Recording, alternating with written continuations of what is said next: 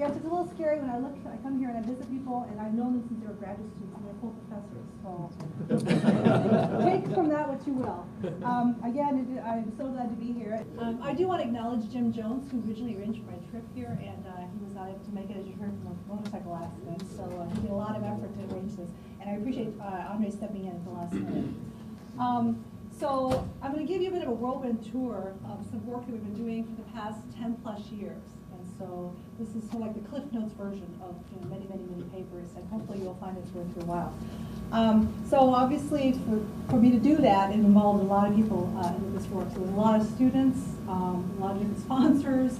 We could not do that without them, and a lot of industrial collaborators and also additional colleagues. And what you'll find is that over the last 5 to 7 years, we've done a lot more interdisciplinary work, and I feel like I'm a richer person as a result of that. See some perspectives outside of the computer science domain. So, like some of the other talks we've heard today, the area that I'm specifically interested in is high assurance autonomic computing. So here, in a sense, we're looking at autonomic computing as promising self-managing, long-running systems that can basically run by themselves with limited human guidance. And with that, we also take with it that these are really going to be in domains where these systems just have to work, even in the face of adverse conditions, changing environmental conditions, even user input that is not quite right. And part of that is that we just don't know what kind of conditions in which these systems will operate. And so a big part of that is that need for assurance. All right, so they have to be able to continue to work even in the face of hardware component failures, whether they be network outages, software faults, and we've heard a lot today about security attacks as well. So these are all systems that hopefully you all can relate to in terms of why we need that kind of capability. So I started in this space with a project that was funded by the Office of Naval Research focusing on critical infrastructure protection, and that was a project called Rapidware. And that was really initiated in 2001. And that was about the same time that IBM actually coined the term autonomic computing. So these self-managing systems. And in the case of IBM, they were really talking about server farms. Who wants to be the poor sap who's in the machine room backing up all the tapes and making sure all the servers are ready. So they wanted to come up with a way to have these systems sort of run by themselves. And if one server went down, then magically they could kind of reconfigure and be able to offload all the traffic to another server. About that time, the ONR was interested in looking at these longer running systems where they wanted us to be able to build these different kinds of capabilities to have systems that were always on.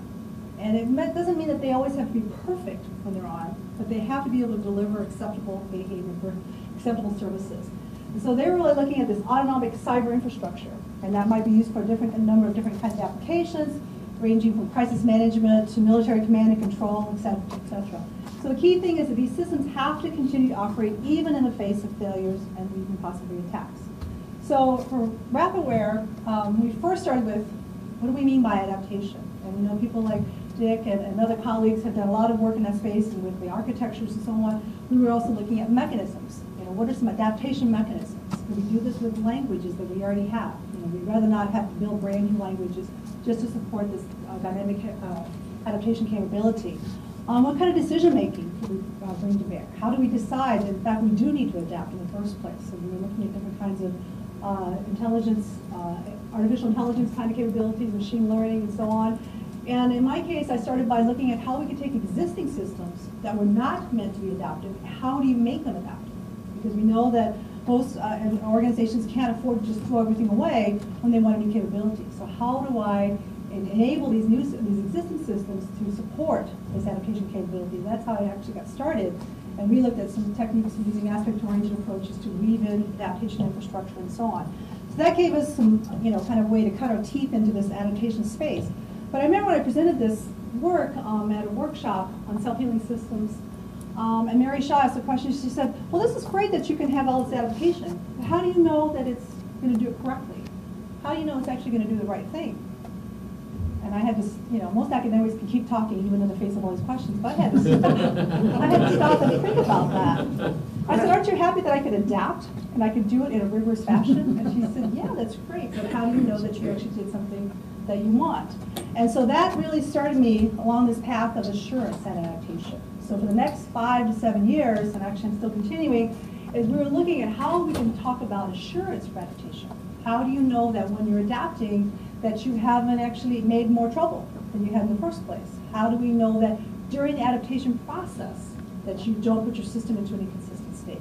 So we looked at things like safe adaptation. We even looked at how we could extend linear temporal logic, which is a specification language, to talk about things that happen during the adaptation process. And that requires different kinds of analysis techniques with dependencies and so on, and how do we do this at runtime, not just at the development time. And then also one of the things that we did was we made this observation that when we talk about assurance for adaptation, maybe we shouldn't talk about assurance for the adaptation sort of dynamically. Maybe we could think about an adaptive system as actually being a whole string of non-adaptive systems, right? And then you're essentially just transitioning from one configuration to the other. And then we can reason about the correctness of each individual configuration, right? And then we can talk about, well, what should happen when you were transitioning from one configuration to the other? We call that the adaptive logic. So part of that assurance capability was really breaking things down and saying it's really a whole collection of non-adaptive systems and then transitioning from one configuration to the other. So we can reason about individual systems or individual configurations and then reason about the adaptive logic. And so that was sort of a way for us to at least try to tackle that huge, what was an innocent question that turned out to be quite a journey for us. And we also looked at building some adaptive cyber infrastructure, dealing with group security, also applied to specifically on sensor networks. And so initially, we really were looking at trying to come up with a systematic process for saying, well, do you know what your system is supposed to do? How do you specify that? How do you account for adaptation? And then how can you take that information and move that into the design phase and then finally into the implementation phase? So we did some work with goal modeling, saying here are the high-level goals of your system. You can model it with goal notations or use cases. We talked about do goal refinement. How can you actually look at individual requirements for the individual? The R's are different requirements for the different systems. Each one of those R's can in fact represent system configurations that actually will satisfy the overall goal for the system. So each of them will satisfy, but maybe they do it a slightly different way. Maybe they have different non-functional characteristics. One is more performance improved. Maybe one is a little bit more secure. Maybe one is more fault tolerant. And then we said, okay, given those requirements, then how can we move that information down into design level? So even with the requirements, though, we said, well, we know what the individual configuration requirements for individual configurations are, but what has to happen as you move from one configuration to the other? And that's that adaptive logic we were talking about. So we talked about how we could specify those properties. And then, of course, you have things like invariance that says no matter what configuration you're talking about, these properties have to hold. So we can try to get better handle on the assurance issue. And then at the design level, we want to take those requirements for those individual configurations and come up with the design. So the blue M's are the designs, right, for those individual configurations. And just like we had the adaptation properties, we want to also have the adaptation logic, which is the green boxes. It says, this is how I go from one configuration to the other. So that means I have to make sure that if I'm in the middle of processing data, I finish processing that data before I transition to the new configuration. I have to make sure that I don't put my system into an inconsistent state. Right? And so this is one way for us to have some traceability from high-level objectives for your system, moving to the requirements, both functional and non-functional requirements, and then finally moving into the design phase. And then from there, we actually even built a modular verification utility that can incrementally verify your system, so you don't always have to start from scratch. And then from there, we also looked at these legacy systems at the bottom. Says, well, how can we make sure that as your system is executing, that you do indeed satisfy your functional and non-functional properties, and also how can you do the adaptation safely? Right? So we do some dependency analysis and so on. So that was all fun. We did this for about 5 years. We discovered a lot of interesting challenges and tried to make some headway along those lines. And about that time, the SCI came out with a report on this new area called ultra large scale software systems, ULS systems. Anybody heard of those? Okay. So the idea there was that you were supposed to, they were trying to be proactive in coming up with technologies to support future processing needs, not things that we necessarily see right now, but things that they're anticipating down the road. And specifically, they wanted us to be able to handle situations where the systems are increasingly complex, mostly because of the size and the volume. thousands of platforms, thousands and thousands of sensors, right? Lots of different decision nodes. They're all heterogeneous, all working in a very decentralized fashion. Oh, by the way, they all have to accomplish some overall mission, right? So the whole point is that there's new scale that we had not ever envisioned up until now, you know. And so there's a book in this report that published all the different key challenges, and in that book it even said specifically, all right, engineers, you can't just talk to each other. You need to reach out to other disciplines, whether that be in psychology, biology, the computational fields, because we need to borrow some of their lessons learned so that we can tackle this kind of future challenge. So an example would be, for example, hopefully none of you have to experience this, but most of you probably have heard now there is a mandate to put all of our medical records into electronic form. And the idea is that you should be able to walk into any healthcare facility and they should be able to pull up all your records, no matter where you've been, where you've had procedures done, what kind of medication you're taking, how many different doctors you're actually seeing, and be able to pull all this up in one nice screen. So that way, if they're going to treat you, they don't give you prescriptions that are going to cause adverse reaction, or they're not going to, they realize you only have one kidney, so they have to be really careful about how they treat your urinary tract infection, for example. And so Linda Northrop, who was kind of one of the leaders of this report and this study, envisioned us embedding a little chip in our hand that said, even if you can't talk, they can scan that chip and be able to pull all this information up about you. So the idea here is that your information may be in fact scattered across many different healthcare facilities, doctors' offices, hospitals, labs, etc. And they all have to be able to come together, all right, and then the doctors or physician who's taking care of you should be able to pull out that information and be able to make an educated decision. Because just imagine if they were missing half of this. They didn't realize you had a allergic reaction to codeine, for example, right? Or they didn't realize that you have diabetes, etc. So here's a whole, so this is the idea of thousands of, lots of different data sources, quite heterogeneous, right? You've been to a lot of different medical facilities, there's very little in common except that they might all have a place called emergency room. And they all have people who wear white jackets, but everything else out beyond that can be quite heterogeneous, right? The way the protocols that they have, etc. So that's an example of a ULS system, all right? So here we have different kinds of cyber infrastructure in terms of the equipment itself, right, and the way they interact with the physical environment. They have different policies, right? So there's a social dimension to all of this, right? Not to mention the environment itself, right? Whether it's a wired environment, whether it's in a rural, whether it's in an urban situation, etc.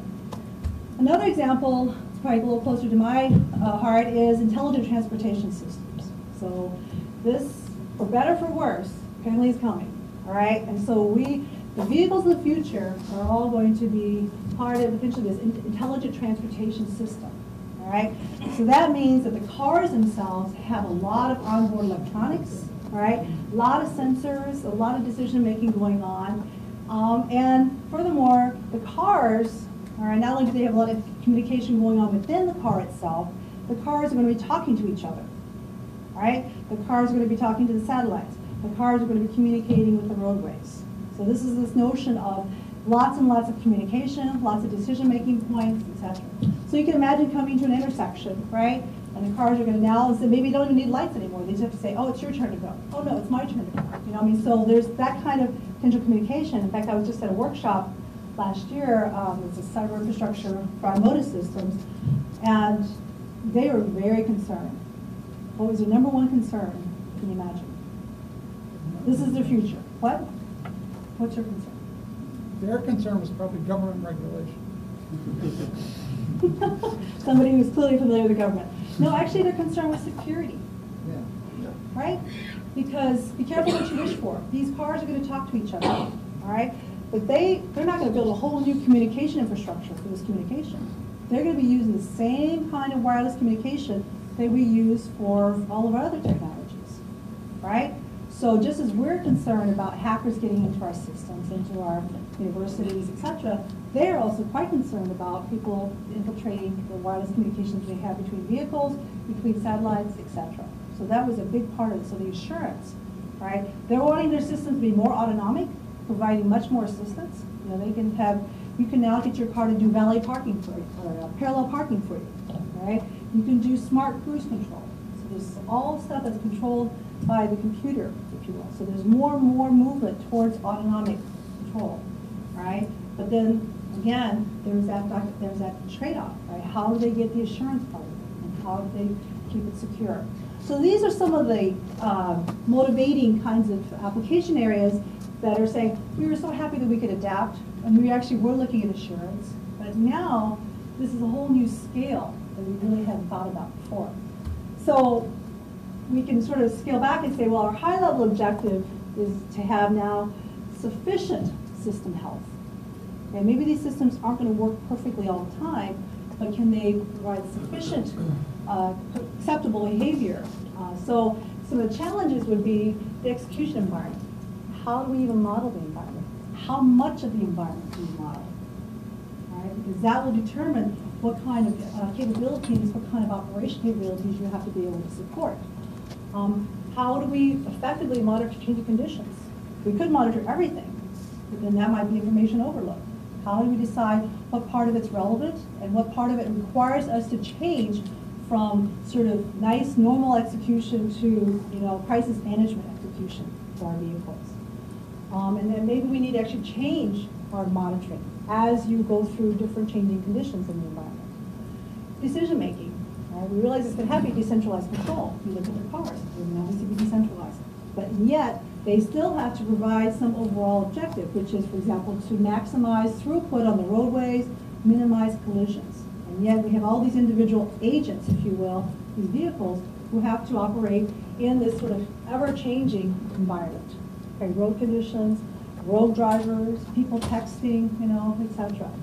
And also, what kind of adaptation mechanisms do we need at the application level, middleware level, the networking level, etc. So these are sort of additional challenges now that the ULS systems can provide to us. And what we found is that, in fact, there's three key elements. There's the computing devices themselves. There's the business and organizational policies. All right. So if you're in the medical world, you can talk about privacy issues. You can talk about how do you ensure that you're able to provide the best care for your patients with or without insurance, for example. In the ITS, or intelligent transportation, there's just traffic laws, right, of how we behave. Then the other force is the environment itself, including the people. All right, so at least for the foreseeable future, we still see people driving, pulling onto the steering wheel, we hope, right? And so we might have these laws, we might have all this automated support, and yet at the end of the day, you still got a 16-year-old that's trying to drive with his knees because his hands are texting or something else. All right, so how do we balance all these forces and still deliver acceptable behavior, all right, even if you hit a pothole, all right? So the forces that we have to deal with include competition for resources, it could be the roadways themselves, it could be medical assistance, unexpected environmental changes.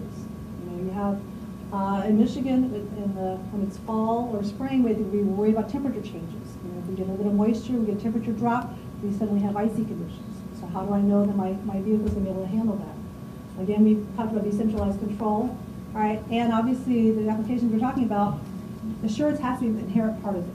It is not an add-on, right? It's not like you pay extra so you can have a really safe car. We want these cars to be able to deliver acceptable behavior. So one thing we found is that uncertainty is probably the one thing that is going to be true, and it's an inherent problem with ULS systems. Uncertainty in all those dimensions we just mentioned. We feel like maybe dynamic adaptation and autonomic computing can be thought of as enabling technologies to help the systems to evolve, right, or sort of be able to respond to those changing conditions. Right? So the idea is we have this notion of self-healing, right? But the key is we still don't know what those uncertainty conditions are going to be. So how can we better explore that space? So if you remember, we originally said that the way we thought about adaptive systems, in order to allow us to talk about assurance, is we thought of an adaptive system as actually being a whole bunch of non-adaptive systems. Okay? And then we can transition from one adaptive system to the other, or non-adaptive system to the other. So that was kind of a nice observation for us, but then we realized, especially with the ULS systems, what do those non-adaptive systems look like? And we have to match those non-adaptive systems to those unexpected environmental conditions that I don't know about. but I don't know what combinations of environmental conditions I'm going to see. So while I might have a nice computational model for talking about everything about assurance for adaptive systems, I don't know what my target systems are supposed to look like. So initially we wanted to model our target systems using UML, which is just the de facto standard for modeling. And so we said, okay, look, we want to be able to talk about classes for our systems, and then each of these classes can have behavior. You can describe their behavior, right? And these behavior, you might have states described in terms of state diagrams. So states, you can transition between state diagrams using events, guards, and actions. So we all have the mechanics behind all this stuff. But the idea is that we focus on the modeling part so we can actually focus at a higher level of abstraction than the code level. So the idea is that a lot of organizations that we work with actually have in-house code generators. So if you give them models, they can actually generate the corresponding code. So the problem that we have, and so there, if we can focus on the model level, right, in terms of generating these different kinds of configurations, then hopefully we can find some benefit. But the challenge is, what kind of target configuration should we have in the first place? So we sort of have the mental model. We know we want to have these different descriptions of configurations. We know that we want to have this adaptive logic. But how do I know what that collection of configurations should be in the first place? And so this is a quandary that we were in, because we want ones that can actually handle different kinds of changing environmental conditions. All right, so this is sort of, if I could show you my cool animation. All right, so now for something outside the box, all right, to see if you're actually awake at the end of the day. So one thing we found is that, in fact, living organisms are quite good, right, at being able to adapt to changing environments, right? So, for example, you could think about the short-term capabilities in terms of phenotypic plasticity. So here we have a picture of a snail, all right? And so I'm learning a lot as from my biology colleagues. So it turns out that the snail has a tooth, okay? And depending on the particular surface level of where it's getting its food, will actually determine the shape of the tooth. So if it's a really particularly rocky area, it might have a really thick and robust tooth that can actually kind of chip away. But if it's a very soft or sandy area, then it might have a much more fine, sharper tooth. So, but it turns out in either case, whether it's got a thick tooth or a thin tooth, that actually is something that is phenotypic in terms of, it means that the DNA of the snail doesn't change, regardless of whether it's got a heavy tooth or it's got a thin or delicate tooth. On the other hand, you could think about a more long-term change in terms of genetic evolution. So here we have a leaf mantis, and I was talking to one of the groups that had, Jim Jones's group that had the mantis project, so I said we're going to have this mantis as well. So here if you see carefully that you have this insect that in fact looks like it's part of the leaf, or looks very similar in terms of color and shape to the leaf. Well, that didn't happen overnight, right? All the ones that didn't look like leaves, so maybe were neon colored, those have all been eaten, right? So the ones that survived were the ones that actually blended into the flora, right, surroundings. But that's actually a longer-term process, okay? Through evolution, you actually see that this kind of insect actually survived. So here, in general, what we observed is that most complex organisms have traits, all right, that we really want to see in self-managing systems. We want the ones that are going to survive, even in the face of adverse situations, right? And so some examples of where we already see this in nature is that system monitoring, senses and awareness, right? So if it's hot out, right, we start perspiring. We don't have to tell our body, okay, it's time to sweat, right? If we're cold, we start shaking, all right? We don't actually say, okay, now it's time to do the shivers. Similarly, we can have reconfiguration that again also just happens autonomically, all right? So if you work out a lot, you might get calluses, you get muscle growth. If you don't work out, you also get the atrophy problem, right? Self-repair, okay, blood clotting. You cut yourself, you know, if you don't have a blood disorder, you will eventually, clot and it'll get a scab and you can move on. Your skin actually regenerates and you can have your healing. And similarly with intrusion detection, all right? That's what our white blood cells are for. All right? So if you see that you have something you shouldn't have, then the body tries to step up with the white blood cell immune system to be able to take care of that. So these are some of the kinds of self-managing traits that we see already in biological organisms. So you can imagine this kind of capability is something we'd like to see in our systems, especially when we don't know what we're actually going to see. So the question that we pose to ourselves is, can in fact evolution we leverage to help us identify some of these viable target systems? Can we use that as a basis to help us define these different kinds of configurations that will be able to take care of these environmental conditions that continue to change? So when you look into the bio-inspired work, probably the ones that we're most familiar with, what we call biomimetic systems. And those are the systems that in fact mimic behavior that we see in nature. So an example of that would be like the swarm UAVs, right? They look like they're swarms of ants, or they look like they're swarms of bees, etc. All right, so we see something in nature, and we try to design something that will look like it has the same kind of behavior. In contrast, we can look at evolutionary computation, right? And here, the three capabilities, the three properties that they have to exhibit is that these organisms have to mutate, okay? Introduce some randomness, they have to replicate, make copies, right? And they have to compete for resources. This notion of Darwinian evolution, right? Survival of the fittest. So there's three key types of evolutionary computation. The genetic algorithms, where your individuals in fact encode a solution. You have genetic program, where the individuals are programs that generate some kind of solution. And then we have the digital evolution. All right, here we have individuals that are programs. They are self-replicating. If the organisms perform certain tasks that you want them to, then they can replicate faster. All right, if they replicate faster, they can kind of basically dominate, if you will. There's no explicit fitness function in this case, like you might see with genetic GAs or GPs, all right? So in this case, the evolution is just much more open-ended, all right? And in fact, the individuals can interact with each other. And that interaction might in fact result in interesting and innovative behavior. So this is sort of a third dimension to evolutionary computation. So the specific platform that we have used is something called Avita, all right? And it originally was really developed to study BioComplexity. All right? So they've actually made some fairly significant discoveries and in the space of microbiology, and this is published in Nature and Science. What we're interested in from the point of view from the software side. So just a kind of quick overview of this. An organism, okay, in this case, is a computer program. Okay, so these are just the instructions. And so the instructions themselves can undergo mutations. So certain instructions will get swapped in different orders. And these computer programs or organisms exist in a computational environment. So each of these circles here represent, in fact, an individual organism. All right, so the different colors represent the different instantiations. Okay? So all the red ones have the same set of instructions, all the yellow ones have the same set of instructions, etc. Right?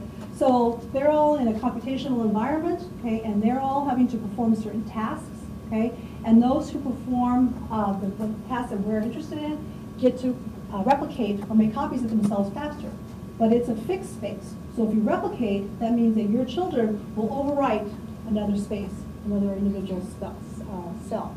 Right? So if you do it well, you replicate faster and therefore be able to cover or dominate the actual grid. So here, if you see, the colors are pretty, evenly distributed. You see, about the same number of reds, yellows, greens, and blues. Okay, but it turns out the red ones apparently were doing the tasks better. So they were able to replicate faster and therefore be able to cover the actual computational grid faster. So if you saw another generation, they would probably be completely red, because that means the red genome and red organism was in fact performing the tasks better. So what we're interested in doing is seeing if we could, in fact, harness that capability. So here on the left is our digital evolution. We call it our digital petri dish, if you will. So you have your instructions. And there's really sort of three ways that we could really think about using this. So on the left, we have this evolutionary capability. And on the right, in this case, we were looking at a fleet of epochs, these little robots that are two-wheel robots. But they have controllers, onboard controllers, and some number of sensors, and that they will, they'll perform different kinds of operations, be able to move in sync or be able to spread out, etc. So one way to do this is that you could evolve a solution using Avita, and the humans can look at the resulting solution and go off and program it and upload it onto the epochs. Okay, so that's kind of the first arc. Observe behavior, the human programmer does that. Another approach is that you take the evolved genomes, okay, because they're just instructional programs, they're just program instructions, and the language that Avita has is in fact Turing complete, so these are actually compilable. You could actually do cross-compilation. So directly take the Vita programs and be able to do cross-compile to your target language. In this case, it was sort of a reduced version of C, and those would directly get uploaded onto the epochs. So, and then the third one is, and this is what I'll talk about later, is that you can actually use the Vita organisms to generate software models, right? And then be able to apply automatic code generators to generate code for uploading onto the epochs. But I wanted to show you an example of where we've used, for the first two, where we evolved solutions and then we were able to then put them onto the epochs or other devices. So here's an example, and again, we did this sort of in the context of some of the defense applications, and there we know that energy management, right, is pretty critical, trying to be able to preserve or better use battery life, for example. So we were curious as to whether we could in fact use Avita to help us discover effective energy management strategies. So the idea was that the way we wanted to do this, we said the organisms could actually save energy if they would execute sleep instructions, right? And so, and then hopefully we would see that the ones that we're able to do to save energy would be able to kind of take over. So the ones that are most energy efficient would eventually take over the entire population. So the way this worked was that we had a night and day, if you will. So during the daytime, if the organisms performed the desired task, we would give them rewards. And then at nighttime, even if they performed the task, we wouldn't give them rewards. So there's no overtime, right? So the idea is, so our hypothesis was, okay, when it's daytime, they should all wake up, perform the task, and when it's nighttime, they should all go to bed. So,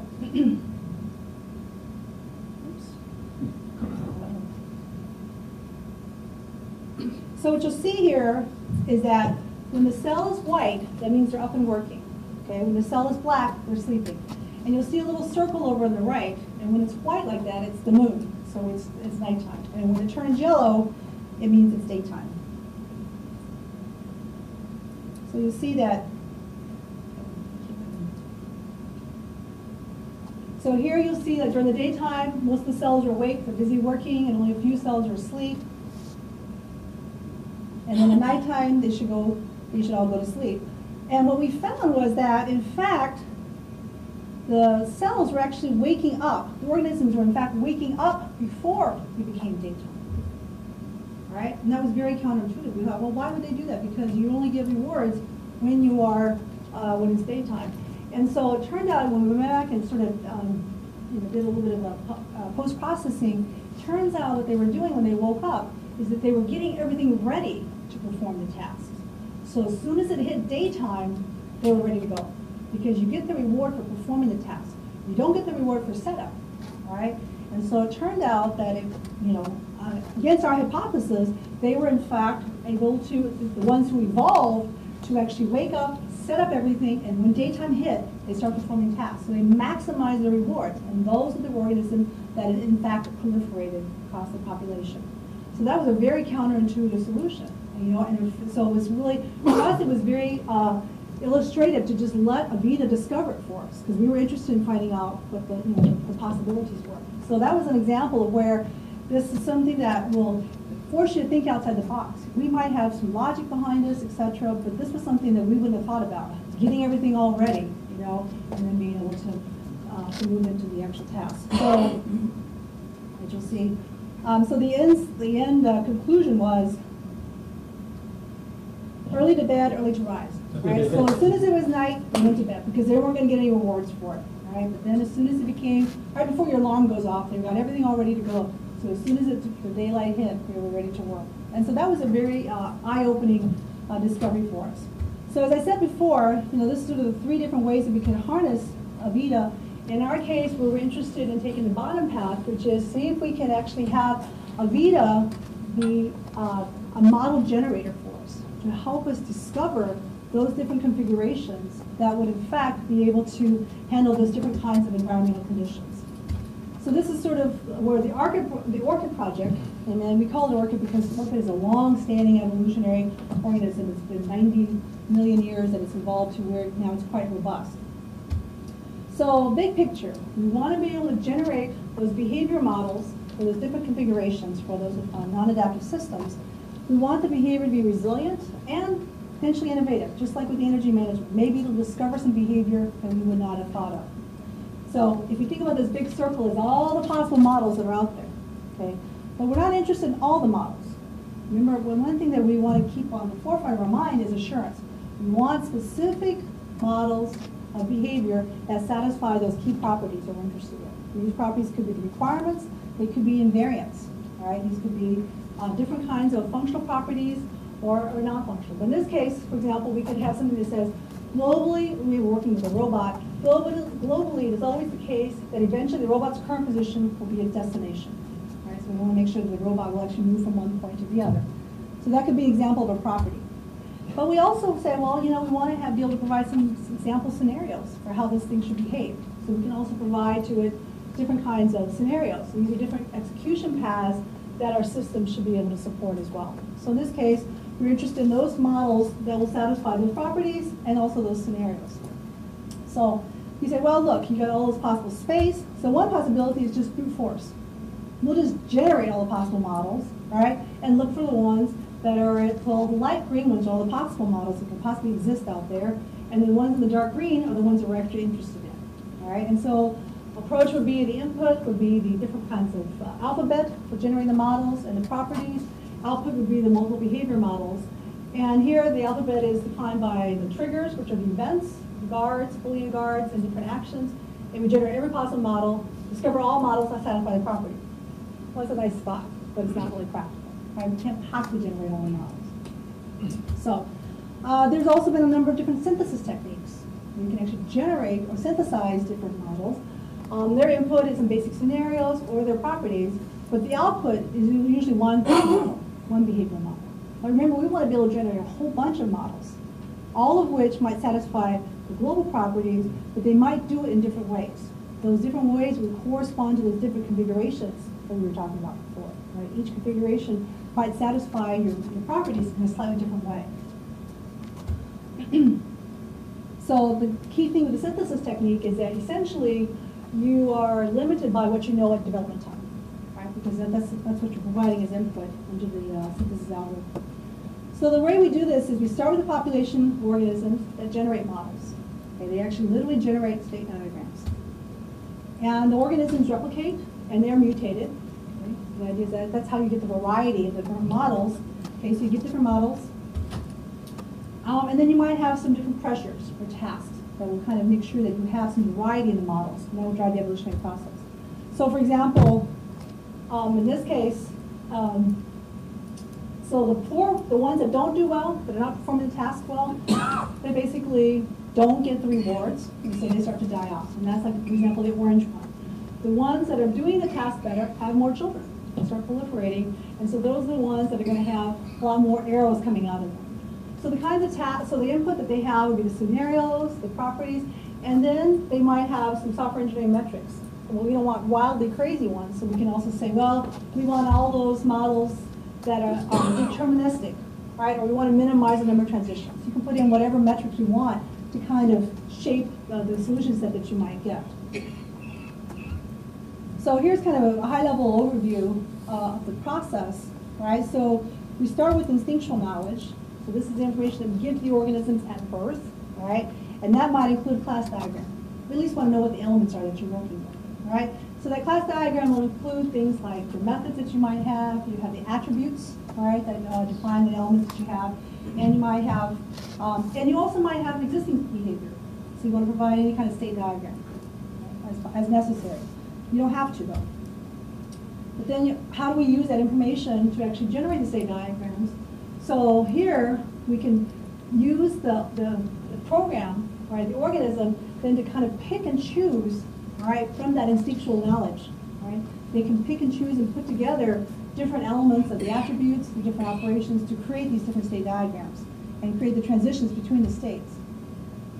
So they might be blank to start when you're originally starting with the genomes, and then through mutation and evolution, they might insert instructions, right? And these instructions might be to create a particular trigger, right? Create a particular guard, create a particular action, right? And then the key thing is that the child state diagram is not going to be the same as the parent. So we don't want them just to kind of keep generating the same thing over and over again. They have to have some variety in the actual state diagrams we produce. Well, how do we know that we're producing meaningful state diagrams? Well, we have three key capabilities. We're going to check the scenarios. Do the state diagrams satisfy the scenarios that we gave to them? Do they support the property? All right. And here we have some tools that we developed previously where we map state diagrams into a formal language. We can actually analyze it. And then also, do they satisfy the metrics, whether that be minimum states or making sure that there's no non-determinism. So we envision that you can sort of think about the VITA MDE in sort of three different ways. One is as initial development. Let's say you know what the structural description of the system is. You know the classes and the relationships. And you have some scenarios about the behavior. Well, you can unleash a VITA MDE just to generate a set of state diagrams that says this is a viable set of behaviors for that particular structural description of your system. Another possibility is, let's say that you already have an existing system, you have some behavior described in it, but you want to add to the system. You've added new classes, you've added some new components. Now, how am I going to re-engineer my system so I can fit in that new component and its behavior? Again, here you can provide the class diagram, you maybe have some existing state diagrams, provide scenarios and properties, and a VITA MDE will not only generate the state diagram for your new class, but it will also extend the existing state diagram to interact with a new class. All right? So now you are able to have this interacting set of objects based on the state diagrams. Another possibility is that you want to change the way your existing model behaves. Again, you can just do that by changing the scenarios and the properties, and then it will actually, VITA MDE will generate the corresponding state diagram that will satisfy the new properties and the new scenarios.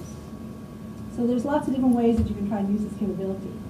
So here's an example of where we have this application from some colleagues in Korea, and they're building robots to help with the elderly. Right? So they don't want to put them in a nursing home. So they actually want to be able to have the elderly stay at home, but provide them some assistance. So having some entity go off and fetch their water, get some medicine for them, etc. So the idea is that we want this robot to autonomously navigate to a given destination. And so that was the original behavior. And then they said, oh, well, what happens if we have, either obstacles, whether there be a grandchild, or some furniture in the way? We want to make sure that, the robot doesn't plow through all those obstacles. So we've added a new class to avoid obstacles. Well, obviously, we want them to be able to avoid the obstacles. So we can describe the behavior using scenarios, properties, and the metrics. So the normal behavior was, globally, it's always the case that eventually the robot's current position will be its destination. The new behavior now is that globally it's always the case that if the obstacle avoidance timer detects an obstacle, then eventually the wheel actuator will stop the wheels and the navigation control will be suspended. Basically, we want the robot to stop. If you detect an obstacle, whether it be a live baby or a chair, we want it to stop. So we can give it two different sequence diagrams. Okay, for example, when an obstacle is detected, the obstacle avoidance timer stops the wheels and suspends the navigation control. Then you can give it tell it to start up again when the obstacle is no longer there. We obviously want it to be able to continue moving. So what we found in this particular case, we generated 7 different compliant behavior models. When we say compliant, it means it satisfied the properties and it satisfied the scenarios. So in this case, we added the class diagram as part of our instinctual knowledge. We added that little green box at the bottom, the obstacle avoidance timer. And so the 2 yellow state diagrams previously existed, but the green one is the new one. Okay, this is the behavior now for the obstacle avoidance timer. So what we had to do was, VITA had to generate additional transitions within the 2 existing state diagrams to be able to communicate with the obstacle avoidance timer, right? Because it's got to be able to tell the wheels to stop and also be able to start up again. So here's an example of where we added new class, generated the behavior for that new class, and also extended the behavior for the existing state diagrams. And so it did this in 7 different ways. And so what you find, this is really not intended just to show you that structurally they look quite different. All right, so here's the navigation control, obstacle avoidance timer, and sensor timer. And so you can see, just from a very high-level, bird's level view, that they're structurally quite different. Right? And so we found in particular that the main thing was structural variation. And in particular, solution 6 and 7, we noticed that maybe there were fewer states, right? But then maybe there was higher fault tones because there was multiple ways to get to that particular state.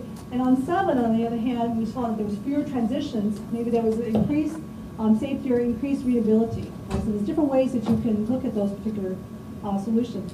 And so the idea is we actually have some work where we were able to take these solutions and be able to map them back to different kinds of non-functional characteristics. Right? So we can imagine where each one of these configurations could in fact correspond to different kinds of environmental conditions while satisfying the key functional behavior that you're looking for. All right, so to kind of wrap this all up, this was really illustrating how we can harness this technique called digital evolution to automatically generate what I call interesting models of different target systems. And the idea is that we can have suites of solutions instead of one individual solution. And hopefully, among these suites of solutions, we can actually better address uncertainty in the execution environment. And in this case, like we said, we use non-functional criteria to distinguish models. So this was really sort of work that we've done a few years ago, and that helped us to say, can we even generate interesting models according to certain kinds of properties, and so on. But since then, we've actually taken some of the initial seeds and really gone with it a lot further, where we've been able to look at being able to change your monitoring infrastructure at runtime to be more adaptive to the changing environmental conditions. Plato is a technique that actually generates new software configurations, doing multiple objective trade-offs. You want to trade off reliability, cost, etc. Sometimes it's really, if you have lots of possible configurations, it's hard to know how to mix and match things. And so this will actually do it, and this can actually do this in real time. Hermes is a technique that we developed to generate the adaptation logic, so to give from one configuration to the other, doing this in a safe way, so we don't actually put the system into an inconsistent state. Loki is something that I'm really keen on these days, and that is that up until now, we've really been generating interesting system behavior. We want the system behavior to be more robust.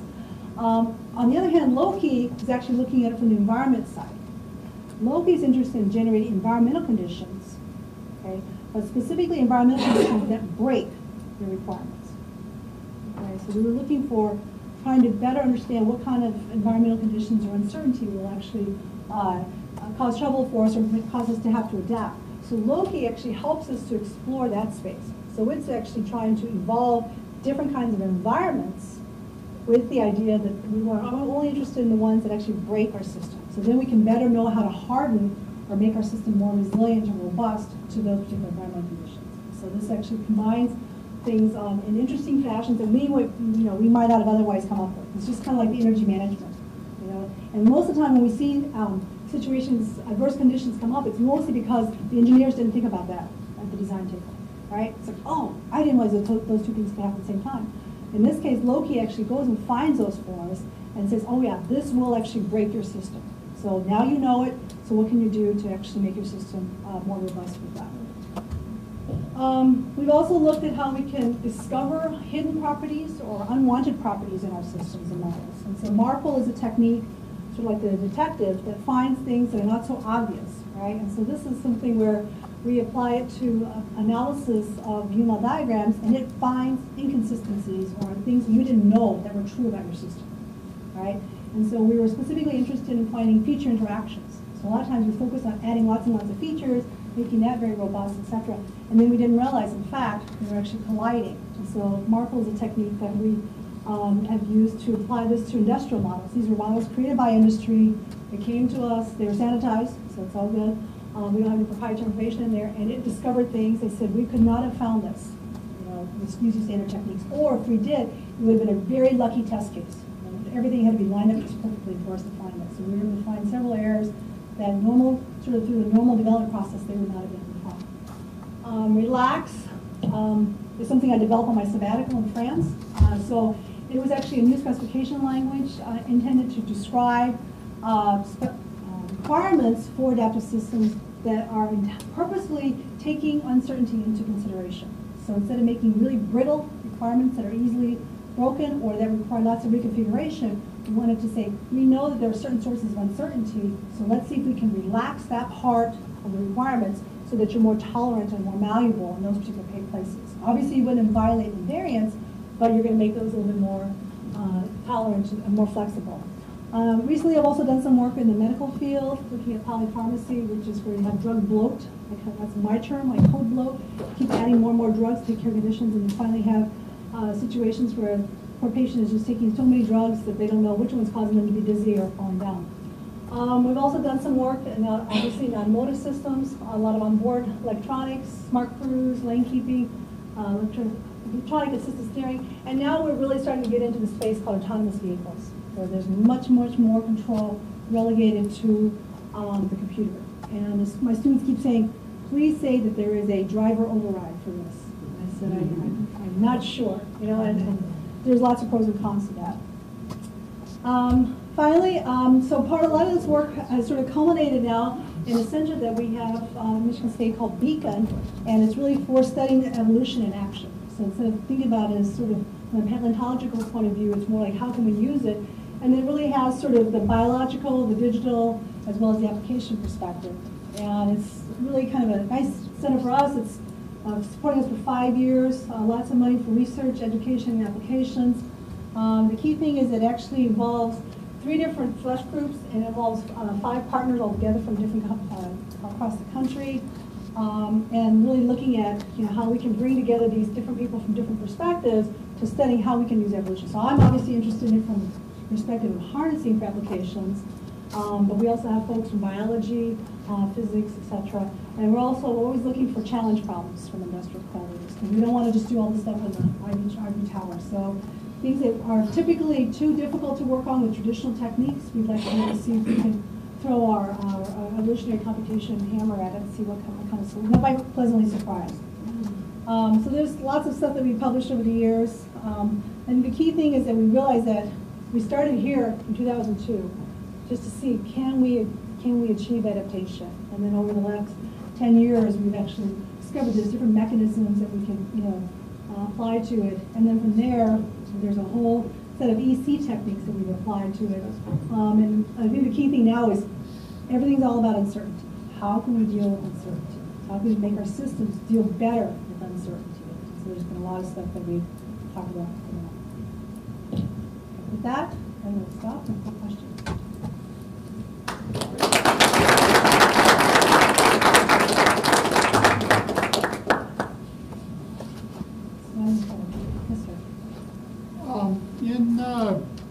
There are some traditional types of engineering that apply to high assurance, highly reliable systems like hazard analysis and fault tree analysis and so on. How does that work compared to what you're doing? So I try to start with sort of using the traditional techniques. We have been looking at those different kind of techniques. And part of that is how much do you have to know at development time?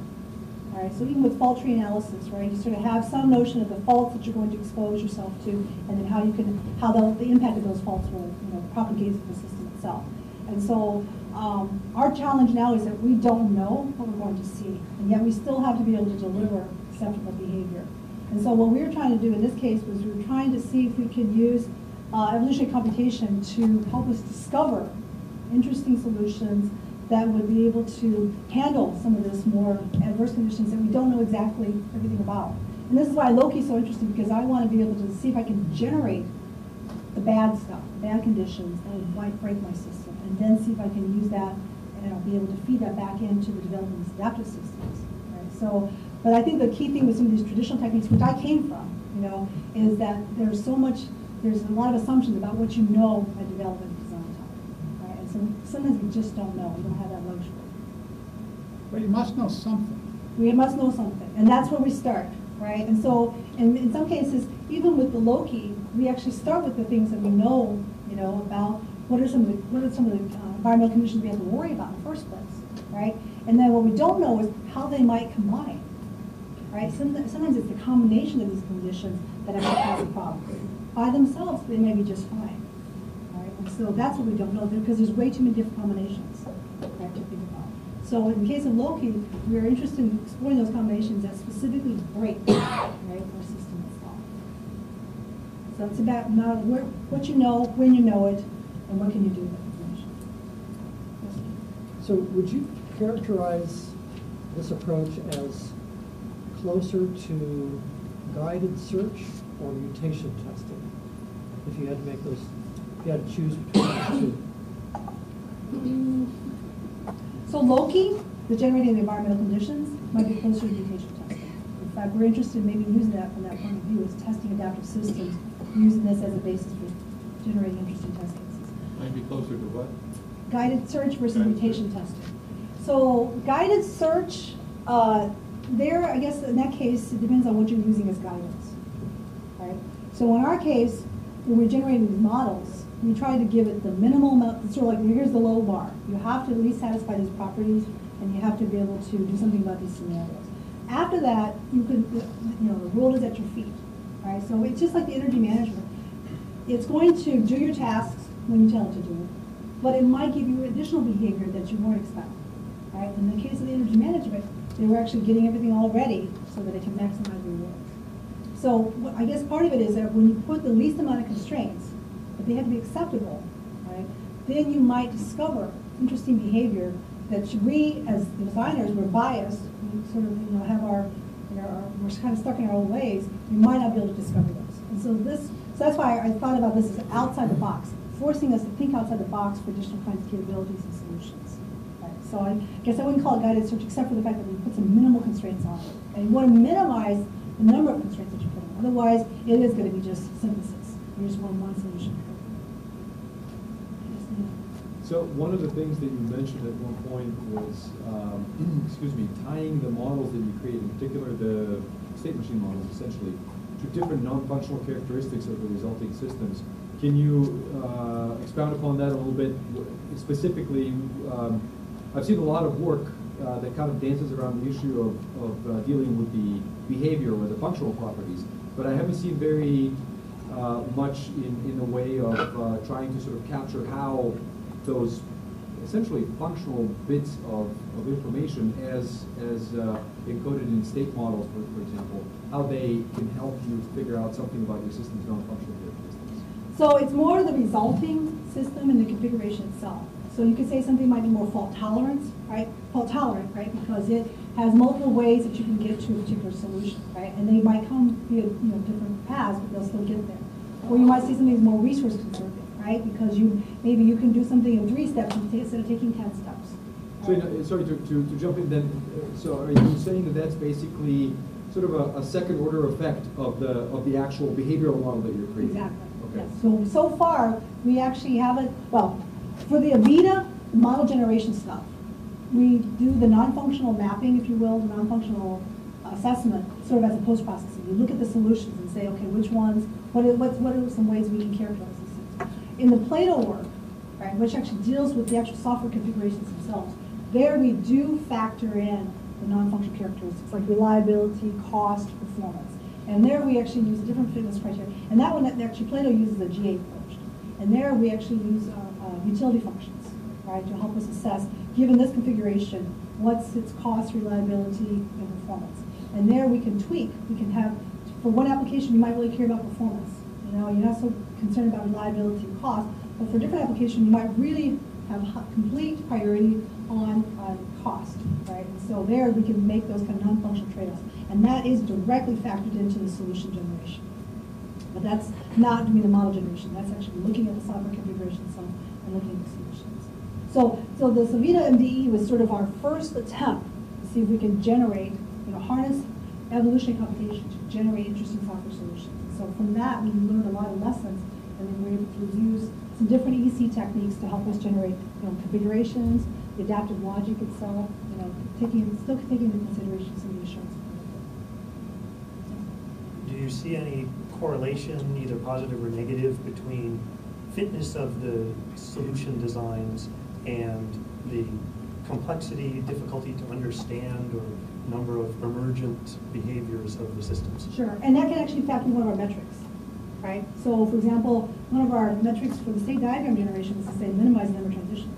I don't want spaghetti, state diagrams for lots and lots of. It might satisfy the properties, but it does it in a fairly messy way, right? So there's a lot of room for being able to fine-tune some of the reward structures there. Right? So if you have certain criteria, so like we threw in there non-determinism. We don't want non-determinism. We want it to be deterministic. So that's one of our, metrics, if you will, to try to make sure it's readable right? Or that it's, you don't have to deal with that. And also the number of transitions. You can also say minimize the number of states, right?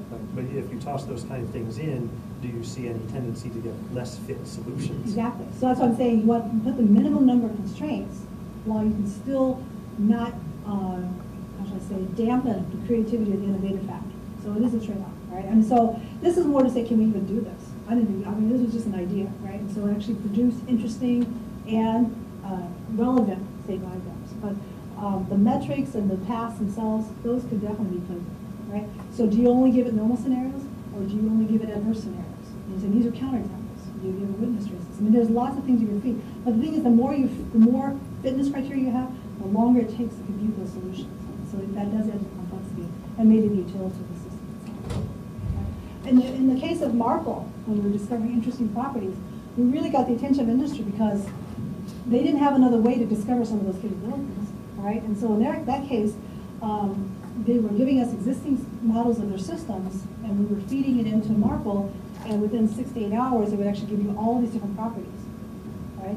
And the idea there is that, and they said, well, we can deal with 6 to 8 hours. If you find a gotcha property that would really break the system, it's okay. We can handle 6 to 8 hours because even with testing, you know, they couldn't guarantee that they're testing the best testing techniques, whatever that means, could find those properties. So they're willing to live with 6 to 8 hours. And so we didn't try to optimize that process. My English is not good. That's okay. Just trying to ask regarding the industry application example. For example, the warehouse picking robot is just picking some stocks, various shapes or weights or just different sizes. So, are you interested? Or do you have some interest in making such kind of adaptive systems to change itself? For example, physical base, like various different kinds of mechanical hands to accomplish its tasks, to pick different stocks. Yeah, I mean, I haven't personally done that, but that's something that, in fact, we have some work in our lab. They have a 3D printer, and so we now can actually try to evolve the right shapes, physical shapes, you know, with the sensors and so on, to fit the particular task. So, you know, it depends. The key thing is how you encode the solution as an organism, right? So if your solution is the shape, I was interested in behavior, and so I describe my behavior in terms of state diagrams. But you can only use shape as your solution. I mean, a little bit higher level than shape. I mean, is such kind of tablet system able to identify what kind of dimension of the program? Is it the shape, or is it the size, or is it the weight? I mean, can find the program by itself, then try to solve that. Yeah, actually, we do have another project that's looking at that. So it's almost like a meta level, right? Yeah. Because it can put some different weighting schemes under different priorities, right? Exactly. And the different properties. Yeah, so we actually are looking at that as well. And we do that with utility functions and so on. So that's a little bit more complicated because it's at 2 levels. It's almost like 2 levels of evolution, right? There's the core solution, and then you step back and you want to be able to balance the different trade-offs, right? Yeah, it's kind of like cognition, Exactly. the programs. Exactly. Yeah, it's at one more level up. Yes. What are the learning engines and the tools that you use? Are they neural nets? Or? So we don't really learn per se. I mean, so we actually have some work that's doing with neural nets and stuff, and they do learn. But in this case, we're not learning. We're really just using those tasks, right? Or in our case, fitness criteria that says, if you can generate a solution that does, you know, that satisfies this property or that satisfies this scenario, we consider you a candidate solution, right? And then you can. Has a structure. What's that? And that solution has a structure. Right, right. And so the structure, the solution in those cases were actually the actual state diagrams. It was the collection of state diagrams. So in the Avita MDE case, we were using Avita to generate state diagrams, generate UML diagrams. Right? But we have other work that's also looking at generating network configurations. Right? And so again, the solution is, for example, your network configuration. So you can put things like network connectivity, you know, and put in, you know, so we had an application from an industry collaborator. They were looking at remote data mirrors. Right? So what do you do when you have link failures? You know, how do you make sure you're still providing the data, you know, to all of its customers? And so here, you know, even with 25 or 30 nodes, you could still have, you know, millions and billions and trillions of different configurations, right? And so using traditional techniques, how do we come up with those things? It's impossible. And so we could actually use our Plato tool in that case to be able to generate this configuration to satisfy your trade-off between cost, reliability, and performance, right? And it was actually able to do this in real time, in 30 seconds, in just a 25, network of 25 minutes. It satisfies and not optimized. Exactly. So, is there any notion of letting this loose on the code itself? So I'm thinking about small procedures that are broken to Nino's diagrams of very smelly architectures where the code gets completely refactored to address concerns. I say yes with a guarded yes. So we actually have another project called Refactor, where we're actually looking at designs, and we were able to refactor it to incorporate design patterns. So previously did not have design patterns, and then we apply our refactor tool and actually we're able to integrate design patterns and apply these different transformation techniques.